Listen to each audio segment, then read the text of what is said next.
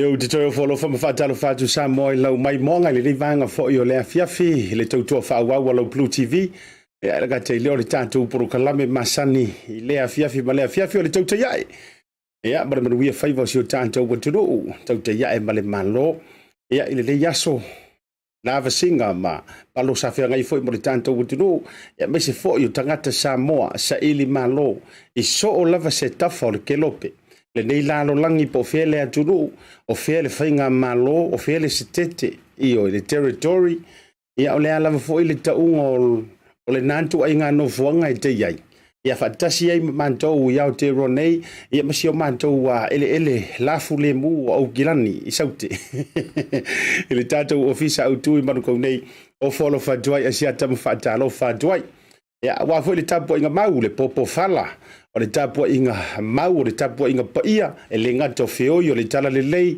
o lanto wa faletua ma fata faita ulanga fia a fionga i pantele ma felela taupousa e o sunga i prestene o epikopo o lanto feso swani ia o le afo ile taulanginga e taulangi ai ia mamalu io o le pai sina o le ngā le tua i le fata faita ulanga sunga i fafia o to e ina o ti akono io o officer swani o ti akono o le to ina malolo malo io e linki akono malolo penga o ki akono fa malolo ia o a uma lava taulanginga male fata fai taulanga lau io le fiso lau le tolo ai ala e tasi le monga yolo tatu afa tasi le suafa manu malo ke riso e fata lofa ma ofo lofa tuan ia i le nei vaenga o le afiafi foi ia i tūlanga loa ia mre tūlanga la walunga e whaatalo whatuai ia i tuli manu e whauma ma tā whanua mai lea si u whanua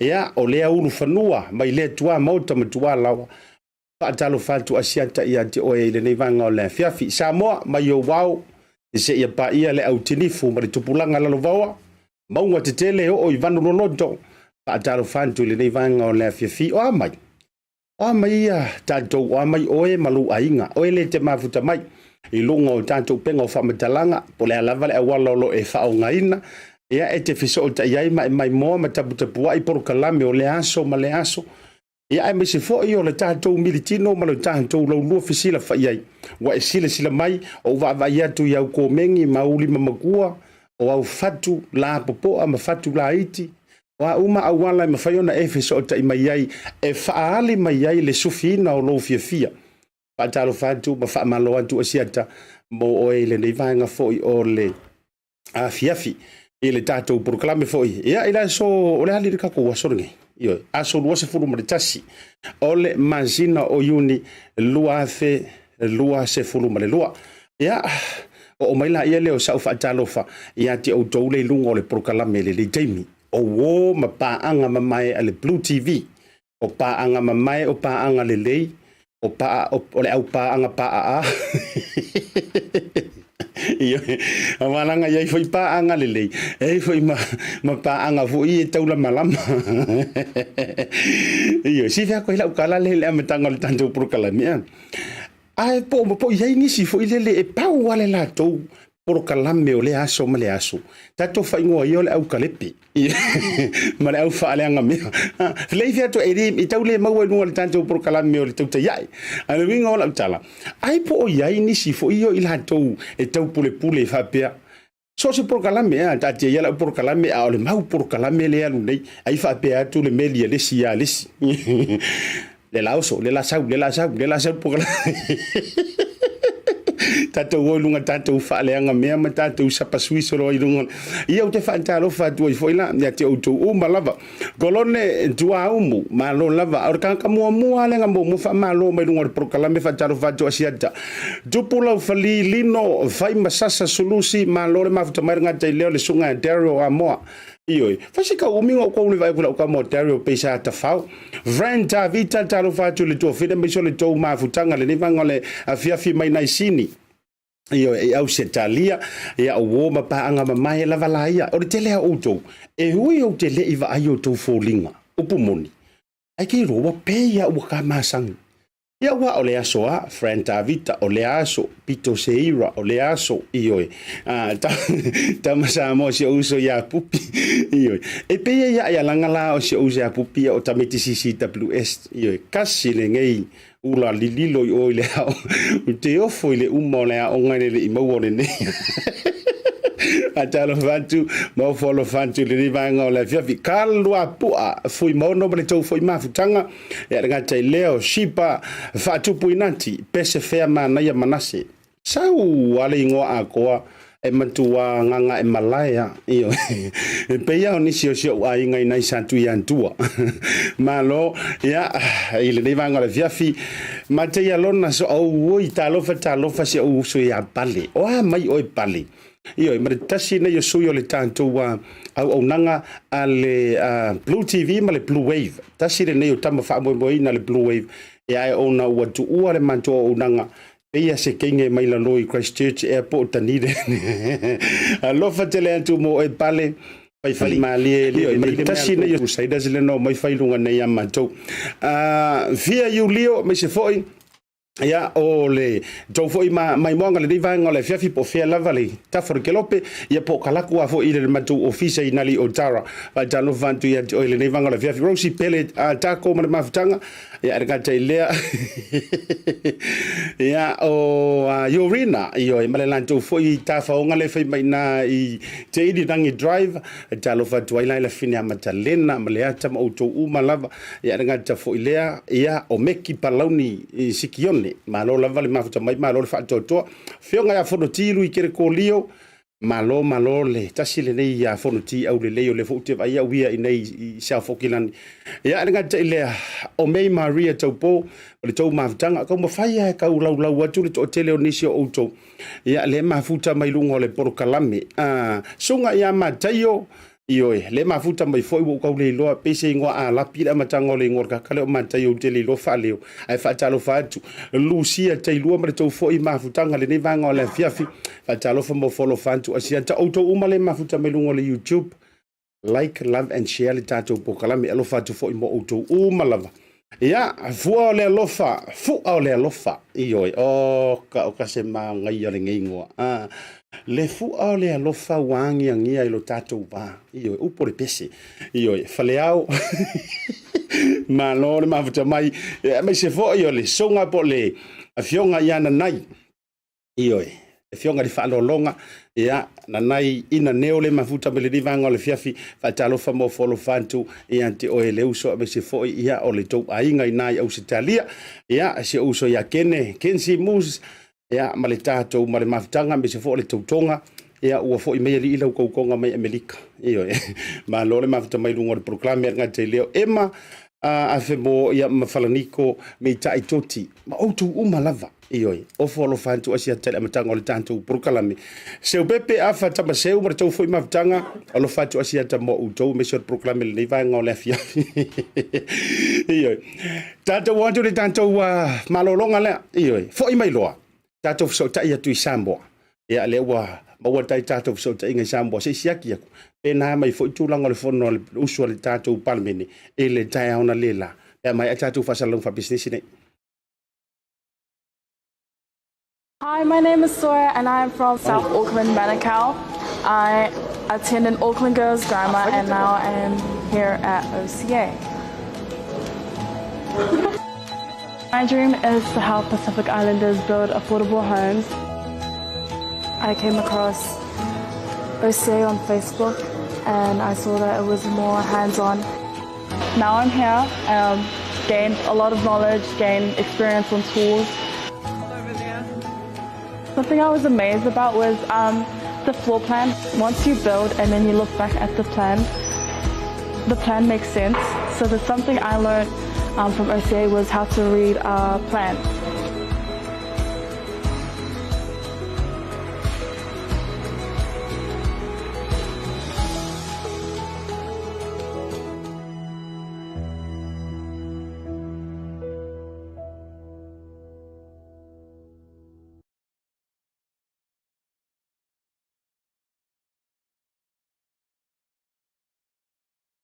Ia fifia lava e whaatalo whātu, ia lau whitalenga Asiata, ia po lau tau whāfo i le vai malai, ia i le nei fo ia vaenga o le aso, ia leu watu usau atu, ia tātou whaasara launga, e mai se fo i tātou li poti whaaptoa, ia le nei fo i aso lua, la amatanga le nei vai aso tau whai uai foi, ia ngā luenga le tātou utunu, ia i le nei fo i masina.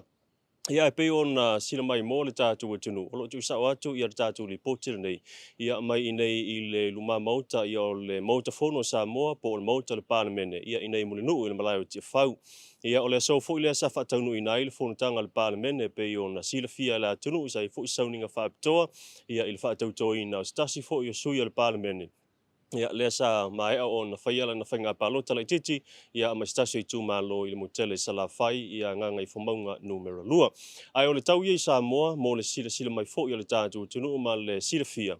Ia o lo matango fia suru matango fia lai le taimile nei ia o lo fai ai le tātou li poti whaapitoa ia i nei mule nuu. Ia o isi fo i taimi ia o palasi ti munga, ia e whaapena fo i le whianging ia i o le savili, ia e o lo tō maupea, ia le langi le lei, ma le mātango fie, ia o le tau i so tātou tunu i Samoa nei, lau whitalenga Asiata. Ia ai o nisi o vaenga ua i fo i le nei a solua, pei o na uta ustaimu u whano. O le so, le na whaatau tō ai, ia le tō whai a fuisala tu i oane, o ia le ua filifilia mai nei le whainga palo talai titi, ia le tū malo ngai whamaunga numero lua mo tele sala whai. O le tō whai a fuisala, le ua tō whiane a vea masui, ia o le ponan fō i le Palemene, ia le tū malo nei, ina ua tū malo ai le sa a vea matofio le tū malo, le fionga ia vaele, pai au iona si kuini, ia i le masina mati, ia le la u filifili ai le tō whai a fuisala tu u ioane, ia mai le tū malo ngai whamaunga numero lua pitai. Sa ta ue le tō whai a fuisala, ia i le tūlanga fuisa whaatino ai, ma whapenau na iailan launga whaatau pou le so. Ia o le a soli muli Taupea, ia i tūlanga sa iai, ia ngā luenga foi, ia ale sui taluai, le fionga ia ele iona pai awa sikuini. Ia i tūlanga pe on whaatau toa, ia i le tala tupe whaatau tala whaatau au tūra tupe, le ua Folasa le Maota, ia ilona whaitaunga lona lua, pe ona ia foi wherafla fo inga le palemene, ia le ua amatalia i le so, le ia wha moe moe le so atai au, ia wha pena ona toe wha au wai ia whunutanga le palemene, ia mo le whaatala noa ina lava o le tala le tupe, Luaiva Faalua le Luaiva Faalua ma o le so ia le ana whaataunu inai le ana whaatautonga ia i luma o le palemene ia o le tātou atunu o i Samoa. Ia mo leisi ia vaenga mo le silafia le tātou atunu. O le wau maia ia se whaasilisilanga alo ia mai le matanga luenga o pisinisi ala manuia maleipa. Ua mate tuina nei le matanga luenga ni sio tangi ua wha o atu le matanga luenga. Ni sio ila tolo o whaia ia ni ngā yoinga whaasoli tū la fono. O nei ngā yoinga o le tau mawhai ina ia tau whaasese le mamalu le atinu ia i se au wala whaasole tū la fono. Ina ia mauai le se leni ma o la tau ave inai le suafa po le ingoa o le mta ngā luenga i tūlanga o ngā luenga whaavai taimi. O le whaamtalanga le mta ngā luenga e ei niso i la tau o lo ta amilo i tua ma o la tau whaapea atu o i la tau o sui me le mta ngā luenga. Pe tai o loo wha upuina whaapea e ao ina tusi wholau a tingata. Ia ona tutoni leo le seleni ina ia whai ei pepa whaatumu mo ngā luenga whaavai taimi. O lea lau mai ela pta inga le mta ngā luenga o pisinisi ala manuia maleipa. Ina ia mata i tūlea tūlanga ona e le aini tupe ma whai ona tutongi e se official o le pisinisi o mta ngā luenga o pisinisi ala manuia maleipa. Mo ngā luenga whaavai taimi. Ai pe tai. E iaini so i lātou, o lo whaatino ina, lea fo i tū ainga ngā yoinga, e sa ilia ia lātou se leni, ma lea la ua o mai eile whautuanga, a whai ei nisi o le mamanu lea tunu o sila fia le vaenga, ia tauna li poti atu, i le matanga luenga, po o le matanga luenga fo i o leo leo. Ia mo leisi vaenga mo le sila fia le tātou atunu. O le tai au i le so le whunutanga le palemene. Na whonga inai se tasi o tangi na taunu watu i le fionga i le whonga whetala i le Maota. Ma o le tangi le nei ia na whapena o na tu watuai e le sui o nganga i whamaunga numera Tasi. Ia le fionga ia kika stawas stasi lo sui fai pule e fa sanga le i le fionga fo i le minister on tanga luenga fa to anga mfainga faiva ya fionga ia laulu le mali toa po lata i va fosi ele mfaio na fa manino le fonga fetalai po a tonua mafuanga le ua mafuai on avanture nei tangi pe tai o le ua taunu wai le taunu unga o le fai unga ale fonga fetalai. He leo se mata upu e ono o atuai e whaatalanoa ina pe su ina komite whaapitoa whaapalemene i tūlanga alo ia meiso a mio tau loa. Ai o lesa ia au maia se whamatalanga ia e whaamuta ile mata upu na nei. Ai o le a maua lavanoa e mawhai ona tu ina atuai se lapata inga ma se whautuanga tusia ia i sui whai pule. Sui whai pule le o loo whaasea. Ia a ngai i le sui whai pule, ia le fionga, ia lauli le mali toa, po lata i wau fosi. O lona winga, o le ama whaiona wha manino e tawalatu i se whautuanga tususia, ia po se tusi fo i leo la atu sia e le fionga i le fonga fetalai. Ia le mafuanga, leo o mafuai ona ia wha muta, ia le mata upu lea, ia e pei on avato i le whaasea le fionga ia whai malo kika stawas e whaasanga atu i le minister le mtanga ruenga o whaatoanga mawhainga whaiva. Ia onisia mata upu lautele, ia mo le sila fia le tātua tenu. Ia le ua whaanga solo ia talanoanga, ia le mtanga ruenga o leo leo e meisol komiti whaafoe o le sisinga fua po le tuto tasi o la tenu i le tūlanga o lo iai ia o na tāpenanga, ia o lo tutoe e pe o na iai le tātou tuunga fautasi le ua mautinoa mai folinga mai o iei nisi ia o nuu mafioanga o le ua mai ona le sitala ia o lātou fautasi ia mo le wha moe moe ia o na tawalunga lea ia o lea ua tala lo ia le ofisa tuma lo fa palota o faleata numero lua le tai fono ai man to fol polo kete fol tasi miliona tala yo le tuma lola le faleata numero lua le tai fono ai ia le lato fipule ia le fionga fo le minister ia le tunu wenso yalo ia le utala lo ia le lato official ne o polo kete nei ia le fa pena on fa matu to le tasi miliona mo tuma lo ia ma le wel fa mo ola matanga luenga le tuma lo faleata numero lua ia o la tātou tūli mata ia po le ase polo keti le o le a mata mea ai ia le tūmaro whalata numero lua ia e whaonga i nai le lātou tasi biliona tala ia mō tausanga te tasi tono o paia inga nei mō le 5 tausanga. Ia ona tawalunga leo tātou li pōtira le yaso asiata ia whaafta iatu la turu le mai mo mai ma le whaafongapea ia tātou li pōti o lo whapena o na tua tupe o tātou turu I Samoa nei ia maiso I la tū o langlongoina ia tātou li pōti tūsao mai le tātou la le BluTV I Samoa nei. Manu ia tele, tau urumanga, mawha moe moenga, ia o nei asolua, wha soifua ia. Ia, le na o tātou reportile na mai I le sui o le tātou BluTV ma le Bluwave le fitalinga ia vaai na Folasa. Ia, mai luma mauto le malo ele auliana le laina ua mai ai fo ia le tūlanga o le wharosu o le aturu. Ia mai so niso tātou tala o to ma mea o lo tutupu mai Samoa. Ma le tua foi, o le taeao na le la le sa wha toe usu ia le fono, au whaitula fono le wharosu si tātou tonu. Ia ele ngata o le whaawa wina ai o le tala o to le tupe. Ia e peora mansani ai foi. Ai le ngata I lea, o le sa wha atau to ina ai foi, ia le sui fou. O le tu malo nga ngai fo maua numero lua. Pa le tua fo I le toi nā male laina, ia le tūlanga sa tūla I mai I le no foa, o le tu malo le sa tau ave mai le fionga fo I le sui minister, po le minister langolango, mo fai langi le folonga. Ia le fionga I availi, pa I aua, Iona Sakuini. Ia o le alana toi fo I le tu malo nga ngai fo maua, I le whainga balo taipeo no tau sila fia. Le ala ua mai ana manu malo mai, ia I le sui sa mo e tuto tasi. Pa le tua, o le fitalinga ia foisala lilo tu o ia sa ia tau aveina le no le foilele sa luina mina le no foalea ai ave ai o ia o se tangata sui tau vatu to tasi ai ma tu ai tu hatu fo ile na vatu ia tanto wa porukalame a o lei faia le fainga balota o le sui lava le nei o le tasi le nei o sui sa fata tai alu le fast I tu atu ina u fata le talanoa mai Samoa o lona lava foi fina ngaloina ia waile ai peitai ona o au lape matula fono ale vaanga fa o fai le fa to le tu Samoa o tasi e na o le tasi le tangata ia fai le to inga me foi le mana ia first come first serve pe o le tu langa le na le sa tu la I mai ai ia por fa mani nonga foi le to tele le na tasi foi na momo I lalo le fa malo le HRPP tasi sa momo I lalo le fa malo le fast ai to lua la sui tau va na momo e te to tasi le mano malo mai ai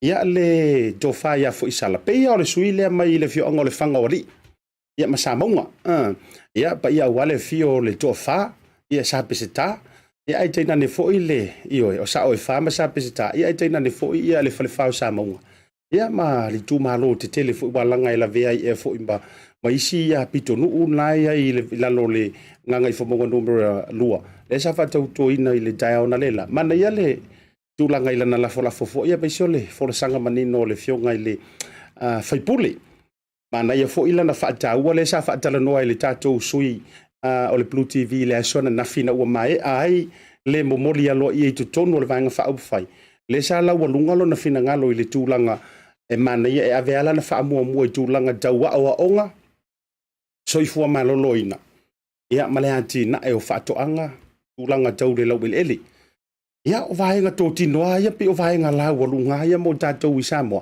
ai mana ia lana wha mua tūlanga tau ia o onga ioi le na ia le la ua folau ai fo ilona sa I le nei taimi ia ma toe wha awa wai lava le matala langa le sa tu ua mai e le fionga ia vaeli le fionga I le minister langolanga ua wala au ia I fo ilona matai o le la ua toe sau lava ia le tofa ia fo isala lilo tu ma toe fa au mai le matala langa le ile au va lava o fa to ile tu Samoa o tasi e folau ai ia mo le sia to sanga baranga o le wa lu fa to sanga o le wa sa vare vo le va veri o pai inga le nei foi o le sina o tanto tala o to mai Samoa o le si vaenga e fa au wele tanto wa proclame ona ile tanto fa tala noanga le o le aso so o mai ai ele a fatonu la vole tu la lima te me tanto New Zealand a nisi na vaenga tele foi vaenga ya ona tatou fa so ai lungo le proclame le nei e me so fa alinga fina ngalo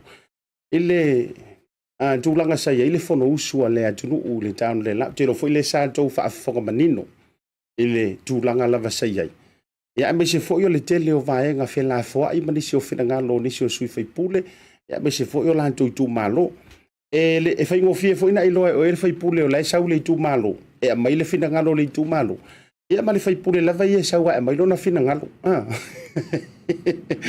e sila fia lava o wa o e tofu tato uma e se e wina ai tau malele tato Samoa e tunu i fafu ia langa i ta o tangata malo na faasino mangol tangata fu malo na tupuanga ai kasi ala ka fa alongolongo atu o tailo no fie le sui o lai sa wa ia mo ia malana tanga malona tama maniana me maua ia fo il fai pule tate fa alongolongo atu o le matua a mana ia popole ilona i tu malo e au mai fa mua le tu malo ai le fa mua mai lona ita ale mele wa mafuli ele kele o fai pule ia tate vai tu ile parliament e wa personal ta alo e wa saule si tu iles ai makua fai mai le mata matanga ma fio laina o lo ta lo fai le tu malo fa to lo mata le tu malo ala o saule si fai tu nga a pu fo ile le pe o inga ve alfa na ya soya ai o le ta dia le la wa manu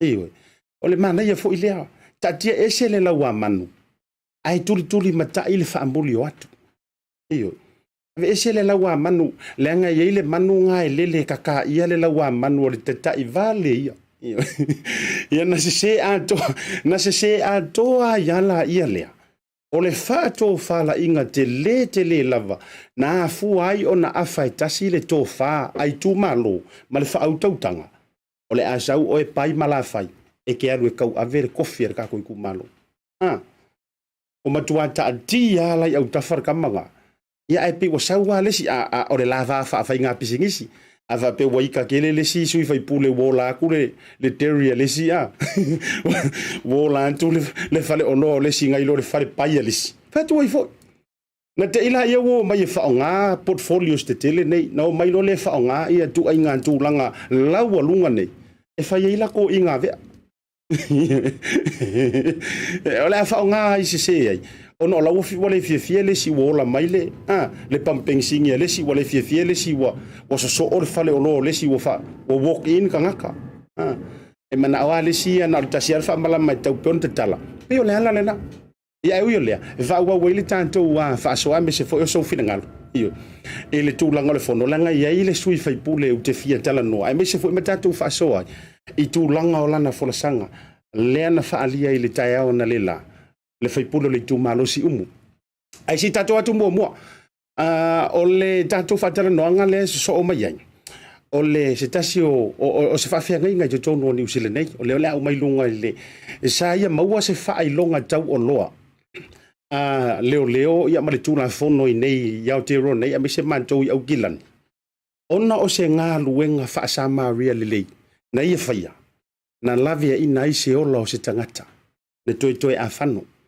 ia o te fia la e fa afilo ai ma fa ta lo fatu ia e lunga le tanto som e fa afilo ai le sunga le fa fia ngainga ia pasta Luaiva Faalua ia maua le tanto proclame le Tautai ia si sau se fa se tanto tala ia be fa fea ona tupu lea o ke fa ilo ha o pise va venga se fe mai ile tangata ia me se fa se tanto tala ia le la tanto so ta ia tu le sunga fa fia ngainga ia pasta Luaiva ile nei vaenga fo io le fiafi talova lava lo sunga ile fa fia ngainga e lungo le tapo kalame o le Tautai e le BluTV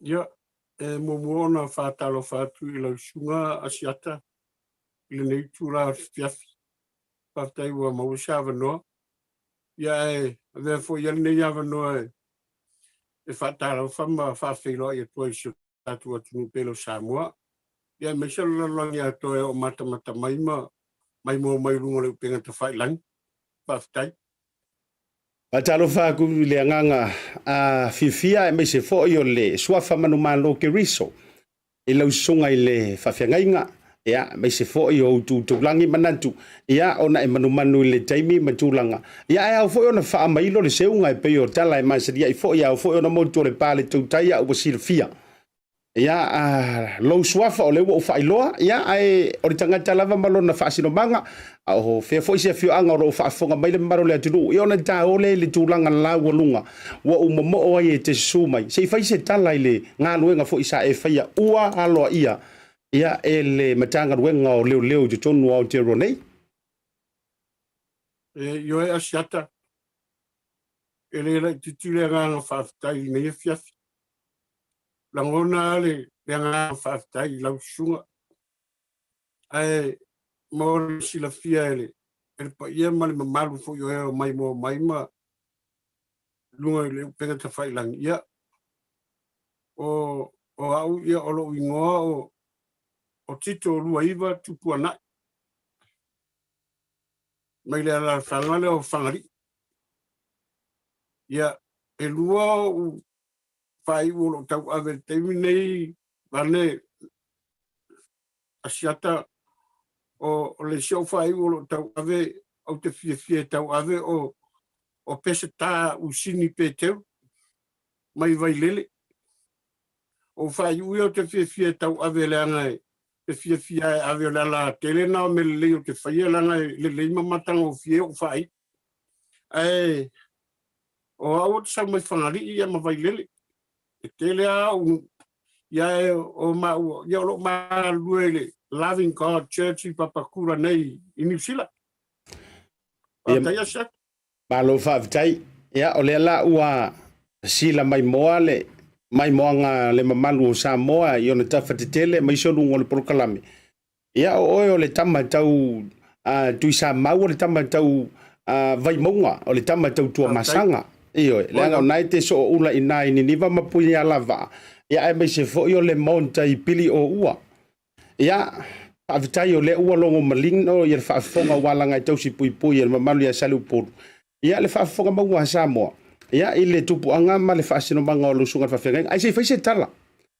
E yellow certificate le se tu atu I luma mo le sila le mamalu o le atunu. Le o tau sila mai luma li tātou screen.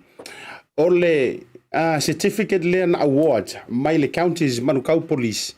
Ona o se ngā luenga la vea I se ngā luenga le lei. Sa mawhai ai ona wha sao fia maia se soifua o se tangata. Na toe a whano na toe a mai mau. Lau sunga I le whawhia inga. Se whai sau tala. Whai lai whamatala mai le tūlanga na e vaia o fia fo isa e a ngai iai I le taimi a o fia tonu le no fuanga a o mai mo sa mo. Taftai Asiata. Ia, mole sila fia fo e sio tātou atunu ia mise o whaafonga ma mai mo mai lungole o le ea. Ia, o aue o te ave pas. Ia, a umalala unga ruengalo le ave pas. O le, na unga ruengale whai o tupulanga fo ia o tamiti a onga. A umalala unga ruengale. Ia o manava mai la unga ruenga ave pasi leo le whea ave inga o tamiti a onga. Ia o saulea whaila unga ruengale o le upa I le pō ma le fiafi. Ia wale tau singo le whanau ma le ainga. Ia misa ngā ruenga le tua. E le pō ngā mau mai o te masalo Asiata ua. O lea ua a toa le tau sanga ma. Le la savali le lua tau sanga. Talu ona tupu le mea lea. Ai na mau mai sa mau mai maltina le ainga. Sa whaile maa ngā ruenga sa whaile maa upa. Au mau mai ala ua. Wa paua wa te awa mama ngava whawhua se I lea fiafi. Wa mao mai lai lunga I le moto wei lai lunga I takanini. O I nā la le tupu wele whaalawe lawe. Sa le aiso mawhau whau se mea.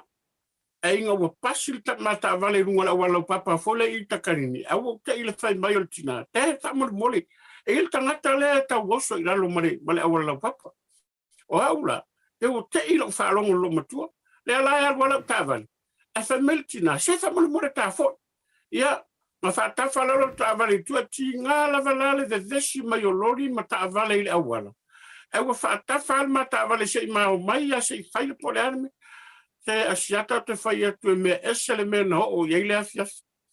Wa ova ai mai le whaata. O uloa mai tangata le tu sa sao ai lungole. O le paipa fo I lungole awala lau papa I lungole mertas. E saungi e punga ngai laro I Great South Road. Takanini. Nga solo muri mai lava mata vale o fatu tinala inga no fu kongo wi e salfafo o wallo la to o ke la wala sa wi sta me tite punga ilalo nga usavadi mai lava ta mo mai lava o maui vai koso mai lalo nga koso mai lava ilalo sa fai ngolo wa yo fai nga como kongo makata me tite ki nga lava fai o me ya tia ai o meno ma fu ma na pa se fa sefe mai ma fa sao mai. Le alau te fasili tamatiti. O le pālangi. e se fulu valu tau sanga o tamatiti. Alo fai. No fai atu, o lan me, mai o la wana tamtang, pe ku ale hai, awa. E sa man, e fa mai wo manaoi, e pula ilo naora. O nga wale fia i ona matu, o fak, le la e musu e manaoa.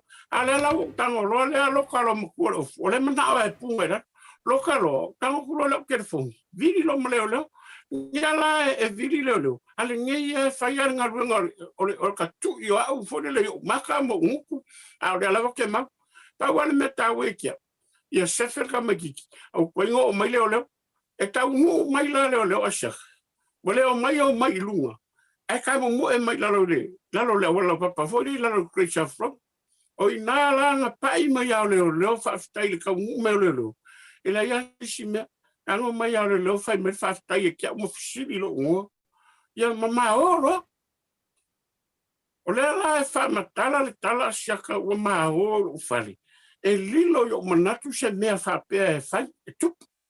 O le vai aso lea nga whamanatu ai, o le aso mua. O le aso mua yungi le sa whamanatu ai tu to taso, o so tato watunu. O le aso tonu maa lea sa vili mai ofisa o le loi e ta ula wa urunga la wala wa matala ungarui. Anga vili mai lava o le leo fe mai o le police station i Manukau. O fatu whaatali. Se kula ka vale. Ai pakala ta vale a fesili mai. Ko hau leo whaaroro i ko whakoi i. O le mea oso mai lo roto. Ko kau pole whape po lau whanau fo i leo o yese me whape. Ai inga o pakala ta vale ai o tala noa. Se nga malingi o loi mata asa. Nga malingi o loi mata inga o whai maile le tala alfa fine i a tea. O oe leo whaalua Luaiva. O e mana tua le aso na e whaia se mele leirunga a wala papa i takanini i le tausanga o te roi. O whako yes. Ia, o le tala alfa fine whai mai. O le asa tu e receive lau award. O le vai aso ne o tufanga award al tupu tamaita. Le ala la whai i al tau tufanga award. I Manukau. Peo i ngā chaka ngā mkua i malingi o loi matai le aso. O lo whawhetai le atua wa lewanga ke au tausanga. A lewa to au maisami. Sa le mawhawhau i lo wau tangata. Ma lo whawhetai. Mana ia whalongolongo mare te toa. Mana ia fo i le tūlanga sa tūlai mai au te iro o le tua e sililo na sila fia o le lumana i o le tanganta na i lo mea tātou te mawhawhawina. Wa talinga fo i fia whalongolongo i peo le tala i le maunga i sa lawhai. Au e tala fulu. Ia ma tau sufi fo i se manantuma se langona i le tūlanga sa tūlai mai. O le aso ulangona. O oi o le tama o le ngaluenga. O fai vaia. Ia ai e se au na mawani a vanoa whapenei le soifuanga o le tangata. Ai me se fo i le au fai ngaluenga le atua. E mawhaiona la tau sefe whaaleanganga soifua o maola o le toatele. Ai se maua se ava noa la tau te la vea ai whaale tino ai. Pei o le tūlanga na tupu i lau sunga. E so ulangona wa tupu le maenga wa mawhaiona e la vea ina se soifua. Ai o tau toe maua se fe ngale inga ma se fe sota inga. O toe maua se update mai sia tala vou. E ile nei taimi lau sunga le whaifeau. Whaftai Asiata. O le mea moni e le toe maua se matu sota inga ma sialo lea. Ao sialo fo i le, o le tala e le mamao ma le mea te nofo ai. Alo nau te inga iai. Ta fia maua. Ta fia maua e whai pea sa ua ngā ruenga le lei o te tala noa i ai ma u whaasoa i ai le ngata o mea le leina whai. Au te fia whaasoa fo i ale le upo le atua leanga. O le matau ngā ruenga le Asiata Pio na e sau noa ma e whetala i nea fia. O le matau ngā ruenga whai lea. Ele ngata o le whawhanga ino o tupulanga talavou na ia whapenao na whasao mai. Le watatou mata i ai taimi nei Asiata i le telo talavou le whewa i le awala. O la unga ruenga fo le ngā le whai taimi nei o te savari leo te savari i Papakura i le shopping center Papakura o te savari le shopping center Manureua o te savari le Tasi Market i le fola inga o le upo le tua i talavou. Se tala vau e whao ngā mo le atua, le angal taimi nei. O lo to so longa le lei, ia tupulanga i nei vai tau. ngata lai o le upo le tu e pe e saunua. Ai ta tau foi nga fai ma se ngā ruenga tasi rea ngā ruenga Asiata e telenga ngai tailo matu ai ngai atea. So se mea la vai aruel mata vale ai se ta vale o la emo e pe i fori mai e tau mai e tau o la e mana o mia le fisoswang. E ka kauanga o tu. Ka kauanga o tu e la vea. Ai le ngata i le po fela van meo ke aru ia au ai se ta vale lunga moto wei so se mea lava. O la ule ngā ruenga e fai. A tonu foi la o le au mai e le tuale taimi ngā mau atu e matina o le ainga. Aalea. O le tala sta mai titi le mala na mori manga fai leo leo. Anga le aia. Ua whano leo lo sia tau le lea. O le mori mau foi lea leo leo ia. Uma whaftai leo leo ia te au ngawa. Uma matou tala noa ma whaila matou ti. Na whawhetai mai nai leo leo Samoa ia te au mai e fusi au ma wha ura. Ona ua ne e foi o la tu ia la ngona il taimina. Na vatu e whametalanga au e mawala award ona o le ngā ruenga leina o whaia. Au se whamalo si foi le mo tātou talavou, tupulanga talavou, le ngato tātou talavou. Au mātua. Ai mai se foi o tātou o whaifi au. Ele whapea ngā le whamao po la ngofo runga le. Foi lele, ai o tātou ngā ruenga le whai. O kako wo sefe mai e iai tangata la ngofo pei o le au homeless. Yoi, o fia yo ki kala ngoi ngai ka maikia. Yoi, e o tūranga le Asiata. Palo whaftai tele lo sunga i le whaifi au. Ia, sau nonga whai ue wha mai ai le tā wanoa. Ia, ona wha o matua i leo le nei taimi i le tūlanga ua lau alunga i fo i se ngā luenga e sea ma whai ona whai le toa tele. E sea fo i maua ma whaatanga i le atua le toa tele la tau te sāwa vali ni pānga noa whapea. E ono la vea ina mai eise soifua. Ia, e tau alunga mai ele tā whaatara noa ngā lau sunga. Whaftai Asiata. Ia, e mumu na mure atura ngā whaftai lau tō wha Asiata mure apanoa matanga o fia o sawa no wha auro pui wa e tu mai moa. Langona lo fia langona lo whanga e tia nei fiafi. I ono sawa no whi wa maua. Ia e, a vea i fwoi nei awa noa e watu i fwoi se wha malosi mo tātou mātua o tātou ngā ruenga whailea o le whealawa le mea ke malanga nga iai pe ke a rai sifo pe ke a rai sasae e iai lava mea ki tupurunga le awala e ke kau mai e ki oe. O lai mana o mielu sosoani. So te tauanga e tu ma fesili a whai aku e fesili aku e reise mea. Ia, o kako ngā runga whai ngā. E le tau whātonua e lau puata ma whai ngā. Ngai ngā le tō whā ma le whaututanga. A o se malosi ma se whautuanga o nefiafi. Ia vea i kako ma whaola i seisiri tangata o lai mana o mia se fesosoani.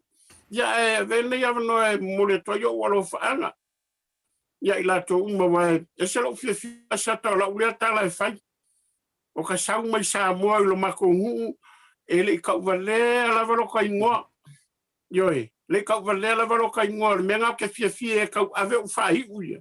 Lao ke musu, lao ke mangu i hai. Ioi, mea fo i lea e whaftai ai lea tua wa maua nei ngā ruenga le le. Au le nei ai tau ave o ka whahi se lui fo ingo mo kātou talavou ie, e o runga le awala ma ave tā vale, fo le pe whalele le o runga ka vale. O ngai kau ave o kako whahi, e iai se mea le e ka wailo whahi, ma ta wailo nu. Ia pe momori ai o walo whaanga le mea fiafina i o ainga, ia momori atu fo ia o walo whaanga i se uso matuaro ia wai i o lo whata toria e whanma i a mosei.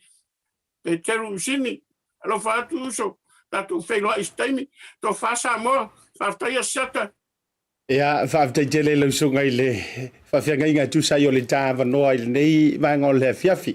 O le mātou whaftai fōi, ia, o le nā ua whaamailo le whangantia, i tūlanga lau alunga i le whailonga o se awards, ia, o se vaenga e tau ina whaitau ane ai. Ioi, au te iloa e ua moni upu e whai au ele, le teino sina le whatu. Mai upu mo o le teine a fai o te tau mana tua se mea i lo unu i vai lele e isi o mantou vai le na a e whamalu e te le lilo e te le lanu manatu ia e te le lilo e le lanu le tūlanga la walunga sa e whaia e tau whaofia tua i le nganga whaaftai ma le nganga fia awa o le ngaluenga te whaia o lona la walunga o lai a vele ngosi o tātou tunu o le ngata o le tamali anga o lo lava whaasino manga ia o tātou o le tātou te malai filongia e pe o le tala I ainga e lua ma le faletonu. O le tātou te iantunu ese. E whaingofi e kuai anga whapea mai o le akari o Samuelu. Ai mua piki e le pālangi ma le lalolangi wha mai o le Samoa. Lono winga la ola ngā luenga la walunga e te whaia ea o nisi fo i o lo whafonga mai o leo te tau whaavai antu e nisi fo i o lo komeni whaamanuia ma whaamalo mai sa go through fo ia e a wala e ile se mawhai ona ia se feina mai ia ai ona ele I ile la walunga le tilo a leo ma tūlanga whapena ai o le whaamanuianga ma le whaavitai ile tu o le whaonga ino o lo soifua e le ngata o le whaaleanga ia lewa e se feina se soifua mai o le antali se manu a whano antuma mai mau e le nei soifuanga ia whamanuia le tua I whaiva o te toi o le nei fiafi alofa te lea tu soifua mai e manuia Paftai Asiata Pio Vaoliko ia whasoifua ina ia o le na o le tātou o le sina tātou whaatala noanga lea sa vasa I foe mai le vaenga sa tātou whaasoa ai ia I tūlanga fo I o lo tutupu mai Samoa ai o le tāua ia o si vaisua lea tātou tala noa te isi ma whaasoa mai to telefo I whaafitai te autou lea sa momoli mai a tou whaafitai ma la tou whaamalo nisi fo I lea sa momoli mai tūlanga pei e tutusa lava e tali tutusa lava ma mea sa tutupu ia ilantou o ai fo I sa tupu ai se vaenga whapea sa lave ina mai se soifua da toe a whano iso lava se awala iyo ele whape foi na o ilatou foi lele a meana toe a whauma le soifua pe pule leola tulou whafonga maua Samoa e whaivona e lave ina mainga ia se soifua mai tūlanga fo I o le lave I le taavale ma le mo I le sami o a ma lava o ia I se la au tūlanga I ngā luenga ma whaiva e tātou te whita aloloa iai ia whaavitai atu fo I le progalame o laualunga ia o te fia tele fo I vaenga whapea iyo o le tātou tautua fo I le tautai iae lengo I whaatata I le winga o le progalame le nei nā lai o nā fuono unau e whaingoa I le tautai iae ia manuia whaiva o le tātou aturu e le tau mawhai fo I tau tiro masae ma tau turi le tūlanga fo I le leole tātou te tau sue masei ma tūlanga whapena ai a whai fo I o ieine mea laualunga sa tutupu I lo soifua a oni vaenga fo I te fia mawhai ona e manao e whaasoa ma whailoa fo I lele li tūlanga e leo se whaapeo se fia ni wali o sesi walanga o kākou Samoa e ia fo I le manatu vai le nai lesi to tele e tau sauro sesi e whailoa ma whaamapu e se me whaapea wha mai ao si uri me ianga o ia male atua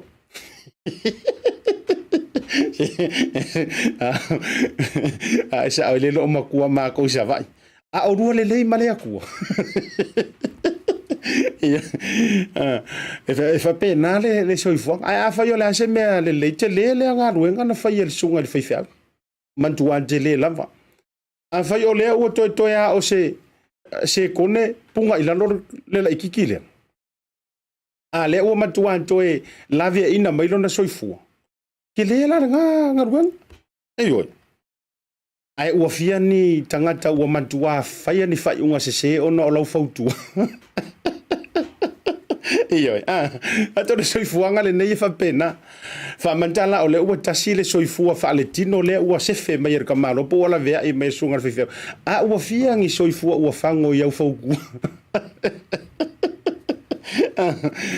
tanto e fa pena e fia tele a o le me o le soifua ma le ola ua fano talu le tele o le fautua fa le ia po le te ia ua fano talu le ai le i se mea na se fe mai ia nga o mea lucia mea ia kele ai le ia fa te tele sunga fe au e tu sai o le tu langa me se fo yo le vaenga sai fa soina o le tu langa ile o le tanto fe so ta inga ile fia nei na ma le fionga ile te fono sunga la au le malieto ia o te loa ono wale mo wasona avanoa e isia na vaenga ta ua mo fa yo na fa ta ali se le nefia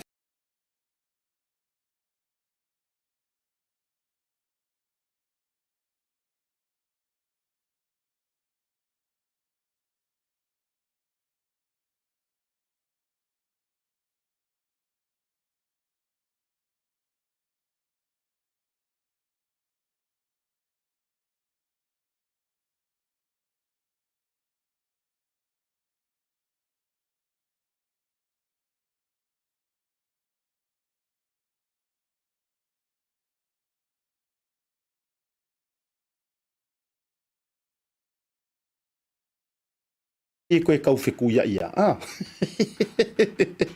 E atu ai foi. O le tate tau vai atu. E pito e tau whale tonu ioi. E na ola ta whapena atu. Ioi. O le e le tūlanga foi le ia. O le te vai e tunga. E le tatau ia whate tainga. E le tatau ia sa palauli ma palauli. Se whate tainga whapena lau te tau vatua. Ioi. O na toe whetotoa ai ma whape toe whesumu ai. Ma toe whelam matai. Ia le tata tau vai atunga ripi e tau maua mai ari i le piko le a mantou le si tu sa la fai. Ai ona o le pau mai o le sunga le teitei fono le ale maua le sewa no te whesiringi ai. Ia le vaenga lea. Ia e mana tua fo o anga lava fo o le tātou whisota inga ma Samoa. A leo nei o tai au.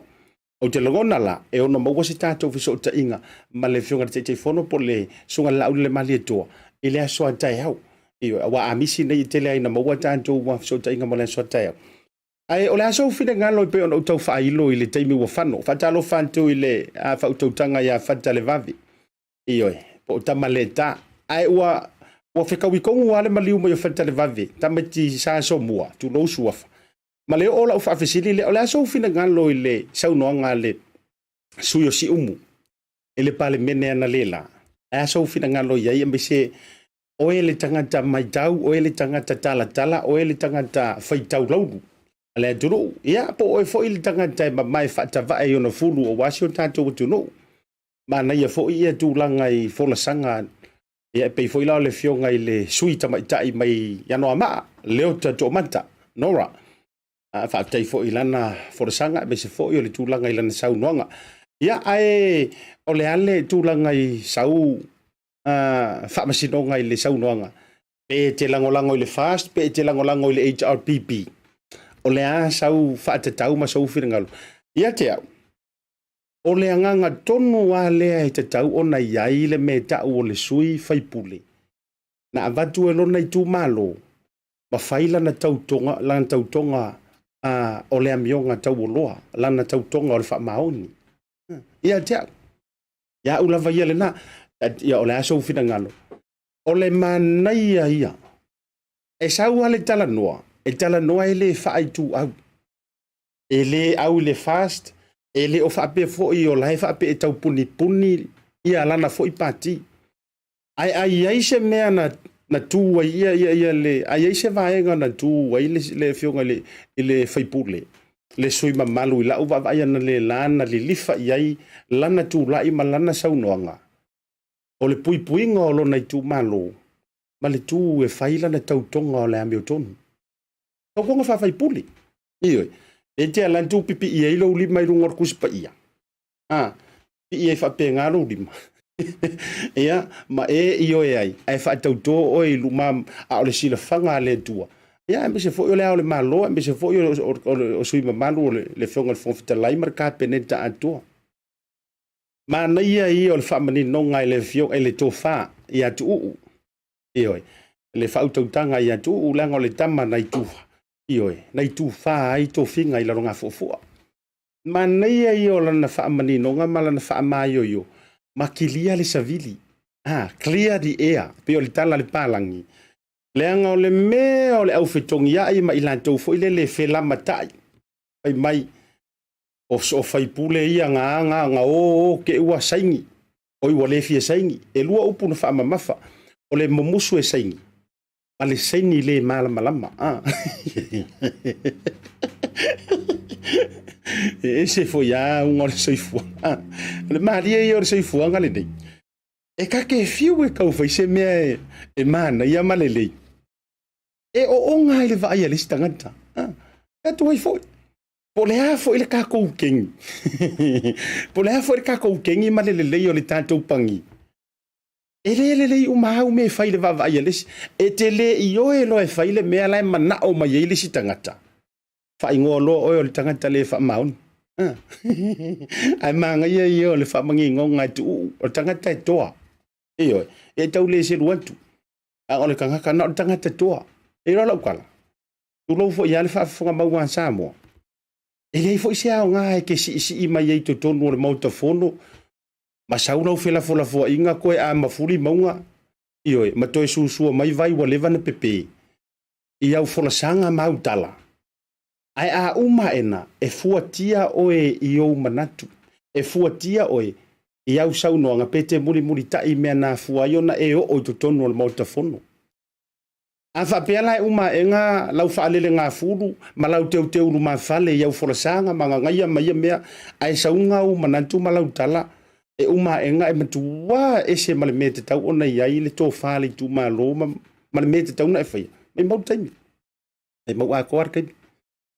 Ai wawaila i le whaamani nonga e le tō wha i atu ioi. O le sui le nei, na o ioe lava i le suenga re komiti, na o saini ma lama foi. Ma ngai ia. Ma ngai ia. Na o ioe i le suenga i le mea waiai le suenga. Ai lama le fasi upor ko inga nga mai e kongole o le fono ana lela. O te ilore upule na peile na toe taulanga langa ai se finga ngalo tau toe whaau i la vea toe whaleata. Ia langa e whaau i la vea ku whaleaka. Ai len lo male vaalele kamalo ku. Wa mai a wafu sa nganga kamalo. O le sau noanga le na whamai. Na o ioe ina ua mai a le suenga re komiti le matua i te le o le whaale tonu. E ile si ka ngaka ko ke vaenga e kau sakia lo langa whaalongo se mea e pi e kau e kau whafaku uru langa lai kau la vea ai. Vave lo sa. Vave lo ale. E va pena. Pe ire ole ale offensive, defensive. La le upo, la sa onga le upo offensive por defensive. E tau va pena. Ya ai pia kau mau ai fo i markanga ka inga ko inga me fapenga ola una tau mai tau watu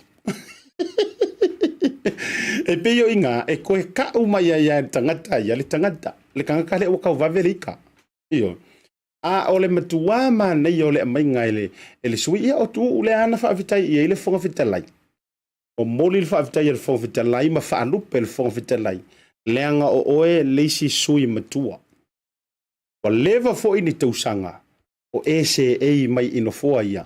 O tau fo ia o tama madutua e mātou te whaalango te le iei le Maota. Ioi, whaalango o kura le sui makua. Alai sau le whaalango le sui makua. E matua tu i le tautonga o le ami o tonu. Ioi, e le kur fonga whekalai e le kur le kai o le kua ngai e le o kur parimia. Ai keilo o lai whai lana tautonga o le wha maoni ma le tautonga fu ile le ami o tau o loa wha pale meni. O le a o whaia lo utiute i le wha maoni a to o toa i tauai. Ia vela kaua. Longo winga la. E se la tala ie wha lele le to o tele wha pea ioi. Na saingi pongi sa ia ioi. Kai loa i lupe e sue e fo se sui mai sa vai nga sengi pongi sa io tu lo wa manto le manto i sa vai e antama mai i au te loa o te lo fo ai po tau sa tia tai pe o PC al furu le tau PC ai lo ante ya la ya le o tana le lo sengi au te lo la le o fa manino wala nga nana o fa ya tu fa pe ele ya se sui o komiki le a me se sui o HRPP ele ya se sui o kula i mai matoa fa pe ma whapea mai, hei. E se ko kua inga ngā whangai whai. E se o kere isaingi mo i ingi, o kere isaingi leiloa, o kere isaingi furuka. O te le isaingi tau tango peo le tau aso, le ai, se. Ioi, ai longo winga la, o nisi la sui le o tūla i mai e ki whengi ma pui lona tamali anga, walanga o mea moni, se i whea tūra utala. So le, e ka kaunga e kūra i mai e pui lo tamali anga le anga ele o lo ainga nga e vea o e kofi. E mo ila utala. E ka kaunga e kura i mai e pui le kamali anga o le kumalo. Ia la isanga ngofo la, ai la asanga la wa ili ngai kumalo o le kumalo sangi pongisa. Na ufa tu fa pena. O te leilo fo i hauia. Po fele sa ia le matou sui. Iyo, o te tautala lava foi, a vai no utala no i nei mea. Le anga o le mātou sui foi mai sa tupai te le si sui le sa halu i komiti. A va pe foi la o le anga saingi pongi sa le mātou sui, pe na saini foi ioe ai te uto e musu. E tauana mai se wha amalam la manga. Ioe. E te tau ali iona mai se wha amalam la manga. ai se ana io ai ana po ai toi malifua ele tai a o toi sui e o kausa o ia le moe vale a fo vale fo ilea o ta moe o te iane o sata miti e po sata te vale pa ma o ta pisa tama ma o luma o te to to ile va ia va ia ta to ia ai te tau ona fa manino e tola lo pulo le ala le ona o fie tala no ile va engale la matua i o fa fitai ina ua fa autanga le fa to fa la inga a wale pa ia sa so mua ma ai ngai lua tu u ma le ai ngo santu ai ali o le fofonga le ala taua ioi u ta ile ua ma manu le fale tolu tu lona le fale anga fu ia o tama fa sau langa o le tama nei tu fa ia tu o le va engana e te tau fo i ona tu la ise sui e toa ma fa pe mai wa kele le mau ngasu wa la lau mai ai fu ona ule loa male ai sei fa manino atu le ai na o saini lava male malama manino ya armela le e uma e a matulanga fo ngale le wala lau mai ya masaki ai maliku malo ma fai mai e maliku malo ala le nga yo ya nga po langa e tele o avea na o e lo lava na o e malo ai nga fa pu mo o le tofio le tanto tu malo o le tofio le tu malo e mo mia foi la sau fa mala manga pena mafua isea ya e pena fai atu ya ai ono wa ave tele la tou fa mua e pui se tangata si to tasi pe pui ni tangata pe o tou li lifa tele ma tou papango tele e tou pui le ingoa o le pati ai ngalo ai te oi ele e vatua o se pati na vatu o tangata na vatu o lo tu malo tasi le alu itau e oi fa tu pu manan tu le nga fo ile o ma tou fa sala lau avatu sa o ale fa tu ngai ioi pe te fast pe te HRPP ele ia vatua o ele fast to tonu o le palemene ele ia vatua fo o ele HRPP to tonu o le palemene nga vaku o lo ku malo ia wona ngalo le na va henga fo ile na e la tu la ia ele kinga inga le tu malo e vatu oi ai ala ku e papango kele lo paki ma e pui lo paki ai fakasinga le ku malo e la lau mai le lo langi fo mai tu lo e va lea ele ilongi mea o te tau ona sui le mentality o te tau ona tau si le sila pena pau foi le taimi tau te toi o mai fo e faapili ma faapele nei tangata ia ora kai mi fo ua le ango mai le paki ia ai ola ai koe sau se iango ri kumano ia e fa pena ma ia a fai fo ele o mafai ona fautua le nai tau tatu ave tatu sui ai o tau te o fua la lafi fo itu o a peitu ma faleanga fo ta mali anga nei tangata le ai o le tatu te you have the right because it palota or you are a citizen of Samoa e ai la lau ai te tau fale o ai o manatu fa pena ave ai lau sui ai o ke ru fale o manga kuma ru fo la lau re sui ma se la o tire agree o na mea o le tau faleanga fua ele tau on tatu fiola le naolanga o lu tango faleanga fo ta mali anga o lesi o te halu fu faleanga le ai ngo tuila epa o te fu faleanga le ai ngo la auli o ele nga o putu sa o ana proclame le fiafi o te halu langa I don't believe that o tangata e te le lope ai nga tuila epa ma la auli e te le lope ai nga fia me ma tuila epa ai paule mele la tupu ile sese o le tatou le ta alo fua i polokiki i le issue ma tula fono ai ole asi se ai singi le mele la fai al futuanga le na proclame le tau tai ai ioi alu sa o a oia ave lau ku ala lo i lau fai pule o le manga ia nga ai le fa pe no foi sa tu paitea ai ala lai fua fai pule lo to fanga ia e li no foi i palaudi ai oso mai fua ala lai fai pule anga ngai fo maungai se ia te au ye se la ngai kere e kisi ai o le ala lau fe au te ai ai nai fu le namia ma le le na fu tuanga tu ai se me te tau ona tata ia ia ufainga ka sa o i lau fai pule le anga e kisi ai pe o sa o nga me nga wa lu fai par menge pere sa io o le mele nana e kisi ai o le alu e uma ele asu alu fai le kangi se me nga e palo tai ai ai a whaapea ngei la e malo mai. Whate tainga, a whaapea la le ua kangi la whai ia pai. Tu whakaikainga. Malo no leo o la whai. E maki e rei ku malo. Pamantai mati e ilo tu malo na me le se mea. A warka la ave ai pingi ai poriko ia ieliko malo ia poriko. Ele ai ma se mea whaapea mai. Pingi ai ioi. Ele ku malo leo o nganga e maunga nganga i fo maunga fai le ai ma se mea whaapea nai tu. Ai ma se mea. Ai pa wale mele fai nga ol faali ol makauki or kanga ko kasi. Ai le ole nganga le na fuai na o pa lota ya oe. Ele ole nganga le na ole nganga. Sa wia mainka ko suoma mainka. Iyo.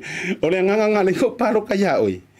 So le o a fea a ma wai sia vanoa ole o a fea a ma wai ni vanoa o atu ile tato nu e pepese sisi nga fua.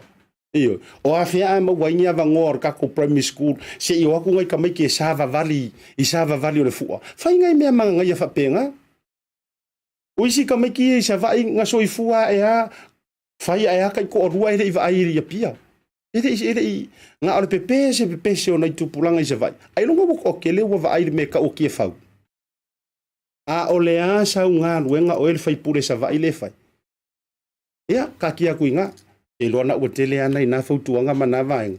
Ai, o le manai, o le alana o le matamata tu i whonutanga. Tātou te tau whai ao manatu. E fua ere ka ngaka ia, le kalangoa alanga ia, whaipule malalantou. Ia ai, o le tātou woma i maufua le taimi e la lau mai ei fua ele, si wha mai o le whaapōri uri a pai. O le whaapōri uri a la whai. O le overstay a pai. O le ngoi ai.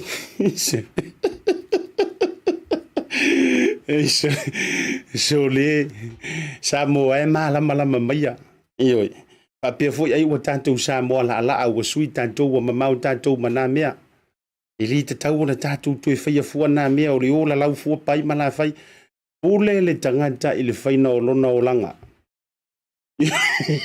ia le na o le kaidenga pule le kangaka i le faina o longa o langa a o le a fai tātou te tala noa i tūlanga wha aporokiki ma ave sa tātou matongi.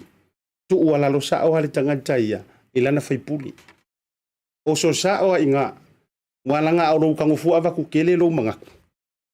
Ia ro inga la ele kakaunko yenka ko whai puli. Ai te ilo, pia mana ia fo ilale nai whai ua tuel tātou por kalami. Ke ilo, a ola fo ilale tarusanga i le pale mia mar whai ngā malo, ma le ao le malo. O lon koe whaiangi me o whai puli.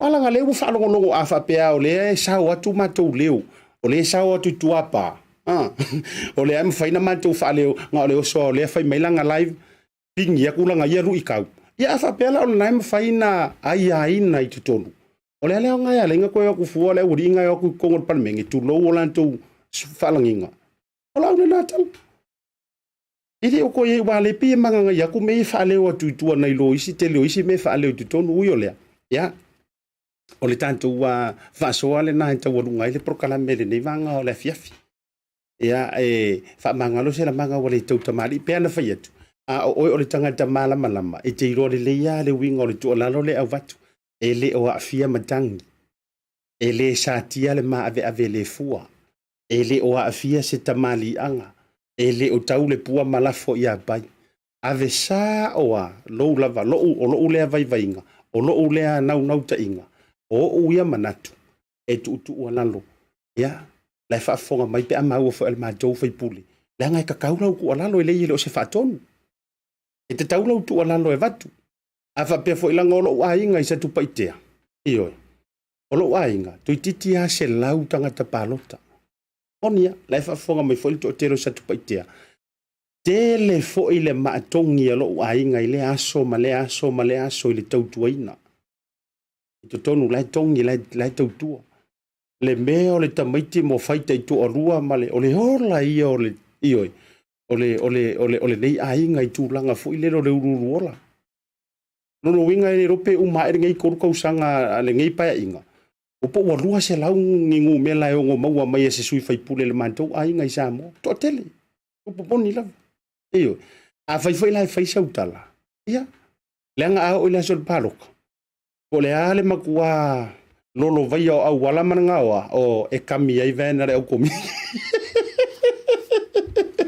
iyo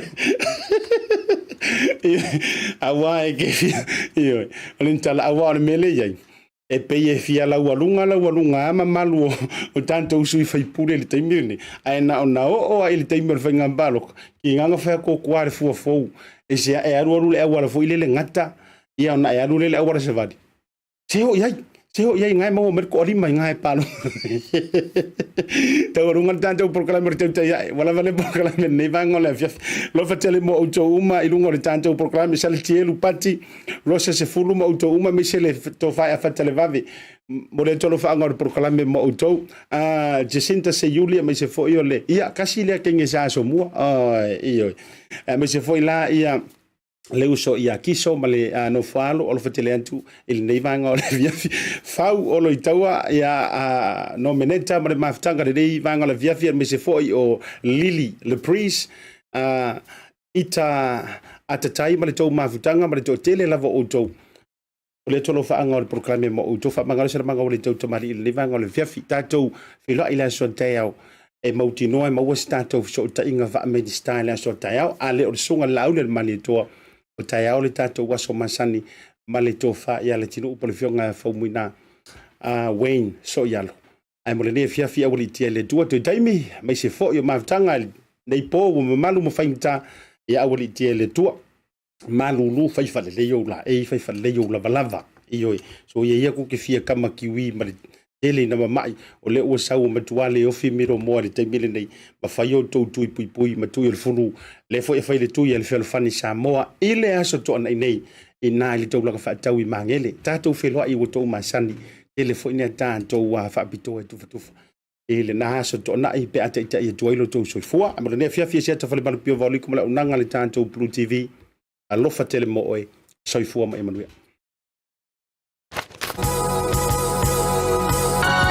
O le tautua ma le auaunanga o le Maota Samoa Service Station nei tuanai matu. Mātou te utuina lau sā ma le tele leo nisi matu auaunanga ese.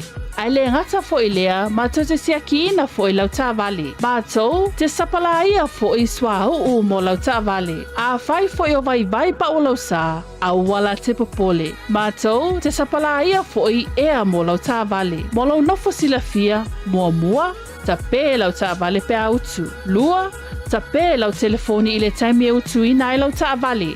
Mana tua foi, e matua i whaasa ina le tau mawhatapa a ino foanga whape nei. Wa iai foi au nanga i lungo le Pacific 40 e whaatau ina ai le talofa voucher. Maota Samoa, o le Maota mo Samoa uma. Mātou te fia e au na pea mo o Samoa, whawhetai le fio mai, we'll see you again and God bless. The reason why I love Talofa Voucher, it's easy, it's super easy, it's convenient, and you can basically order anything online for Samoa on your phone and really right here from my couch. It's that easy. You just go to www.pacific40.com and then you select from a variety of services that's available on Pacific 40.